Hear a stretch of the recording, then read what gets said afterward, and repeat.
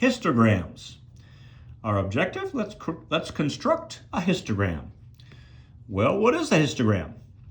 A graph used to present quantitative, numerical data.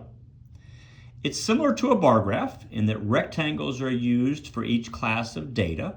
The height of each rectangle is the frequency or the relative frequency of the class, and the width of each rectangle is the same. It's dissimilar to a bar graph in that the rectangles touch one another because we're looking at all the numbers, all the data that we're dealing with. So they're not discrete classes, so the rectangles will touch each other. All right, let's create histograms, and we'll do this primarily. We'll do this both by hand and using StatCrunch. Okay, example 1. We had a previous example where we dealt with total parking and camera violation fines in New York City. And we created a frequency and relative frequency distribution, which I have down here copied over. Okay, so it's right. Let me get this all the way in there. This is our data from a previous example. The fines, we had a starting value of $50. We had class widths of 25 as we looked at the starting values for each of the classes, the lower values. And here's the frequency. There were 50 fines, so we add up these. We had 50, and we calculated the relative frequency, and of course the total of that is 1, 100% as a decimal. Okay, we want to create a frequency histogram of this data, okay? And then we want to use this frequency histogram to algebraically, not StatCrunch, determine the percentage of fines that are $200 or above. And then we're going to use StatCrunch to construct a relative frequency histogram, and we're going to check our answer in part B. So let's make a note here, because I'm going to have to go to the back of my paper, that these are our intervals here. So I've kind of got something set up for us here with a graph. And so what are we going to have? Okay, so down along the x-axis is the fine in dollars. And on the y-axis, we're going to talk about the frequency, because we're making a frequency histogram, not a relative frequency histogram. And we know that we're going to go from 50, and then the next class starts at 75, and then 100, because we're going by 25s, 125, 150, 175, 200, 225, 250, 275, and 300. Okay, so between 50 and 75, go back over to here, we had one data point as a fine between those two. So we're going to go over here. We know that I'm going to count my frequency by 2s. Sorry about that. I should have done that earlier. Okay, well, we had 1. So here's 1. And there is between 50 and 75, including 50, not including 75, we had 1 ticket that was in that dollar range. Between 75 and 100, again, including 75, not including 100, we didn't have anybody. Between 100 and 125, we had 7. So let's see here. Here's 7. We're doing this by hand, so we're not going to be perfect, but we'll get the right idea. There's my 7. Okay, between 125 and 150, we had 10. So we're going to go up this bar because our bars touch. We'll go up to 10. All right, and there's that bar. So here's our here's our histogram. Notice the bars touch. Obviously not here because there was no data there. But we want to include all dollar amounts, so we need to have the bars touching. 150 to 175 was 5. And let's see, 5 is about here, so we'll go across from here.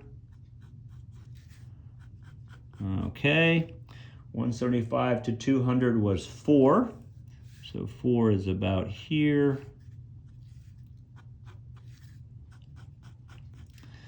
Okay, well, by hand, they should all be equal width. Well, I'm doing this by hand. We're pretty close. That one looks a little bit larger than that one, but that's okay. 200 to 225 was 13. So I got to go up here to, oops, if I can get this one to go up along the same vertical, there we go, the same vertical axis. I want to go up to 13 ballpark here, and then go down, make that bar there. And there's that one. And then next up was 4. Well, that's pretty easy. That's the same height as that other one. And then we had 5.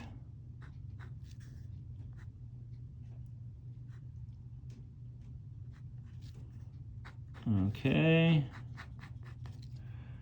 And then we had 0. So then we had, our last one was simply 1. So here to here. I guess I probably should have made a 325 tick mark. There we go. So there is our frequency histogram. Bar chart with no spaces that works for numerical data where you don't have any gaps in the data because it's numerical. Okay, so there it is. And letter B. Use the frequency histogram to algebraically determine the percentage of the 50 finds that were $200 or above. Well, here's that $200 or above.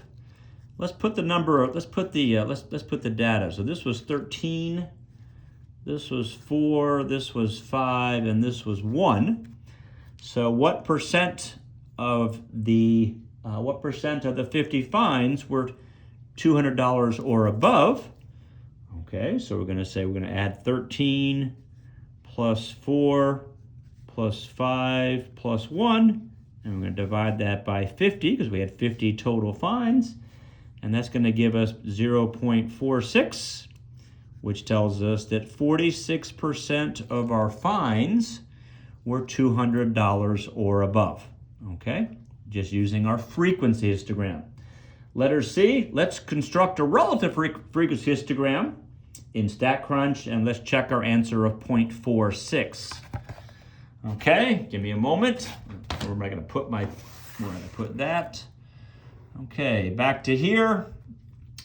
Let's see here. We're in chapter 2 again. We're doing that 2.2 table 12, where the data is there. And here are our finds, and I think we've got 50 of them. I hope we have 50 of them. There we have all 50. Okay, so there's our raw data. And we want to do, remind myself, we want to do graph histogram. Okay, our columns, well, it's just column 1, the find. We're not going to group them. We want to, and then we want to make a relative frequency. So let's check relative frequency. We got to check our bins. We're making a histogram, so we're going to start at 50, and we're going to have our width is 25.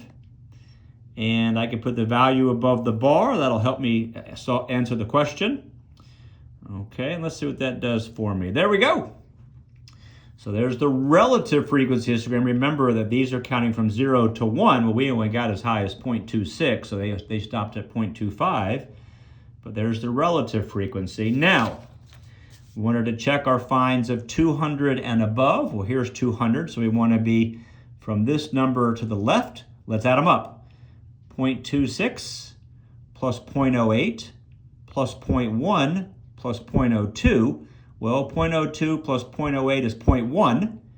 0.26 plus 0.1 is 0.36. 0.36 plus 0.1 is 0.46. We've just confirmed that 46% of our data is from $200 up.